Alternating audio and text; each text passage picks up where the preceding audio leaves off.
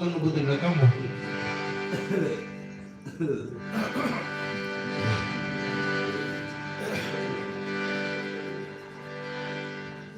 હમણાં તમે કીધું ને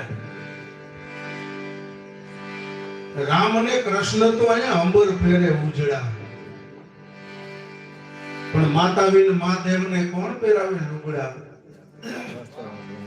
કારણ કે કૃષ્ણ અને રામને તો એની માં છે એટલે એને હારા હારા લુગડા પહેરાવી દઈએ, પણ અમારા મહાદેવને માં નથી ને એટલે એ શમશાનમાં પડ્યો છે, વાઘનું ચામડું પહેરી નાટા મારે, ગળામાં હરપ વીંટેડી નાટા મારે, કારણ કે એને માં નથી.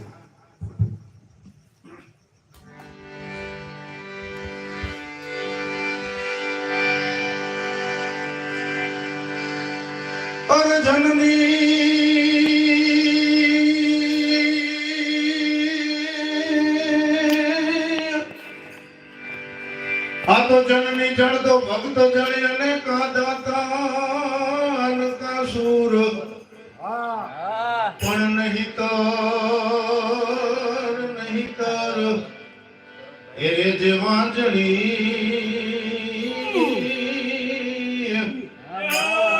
એ તારું મોત રે ગુમાવીશ નૂર. અરે રઘુકુળ ભૂષણ રામનું ગાદી તનું મૂરત હશે,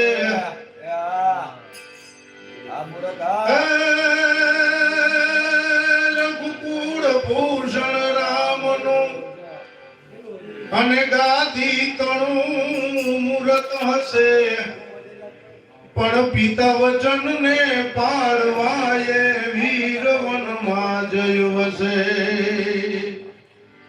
તજી સુખ વૈભવ તણા સીતા હતા સહવાસમાં, અમદેશની આર્ય રમણી અમર છે ઇતિહાસમાં. કહેવાનો મતલબ કે આ માતાએ પુત્ર જન્મ્યા છે. મંથરા દોડતી દોડતી જાય છે અવધના રંગમેલ ની અંદર રાણી વાસીમાં જઈ અને કેકઈને જઈને કહે છે કે કાલે સવારે રામને ગાદી દેવાની છે, એનું રાજ તિલક છે. એટલે કેકઈ છે ઈ પોતાના ગળામાંથી નવલોકો પોતાનો હાર કાઢી અને મંથરાને ઇનામમાં આપે છે કે હાલે આનાથી વધારે મીઠા સમાચાર કયા હોય, આનાથી હારા સમાચાર મારા માટે બીજું શું હોય? એટલે મંથરા કહે છે જેવા વિચાર એવા તમને આવે, જેવું તમારું કામ હોય એવા વિચાર મનમાં પીહે.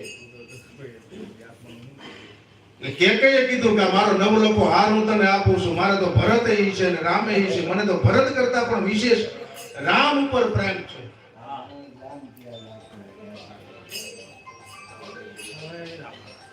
વાહ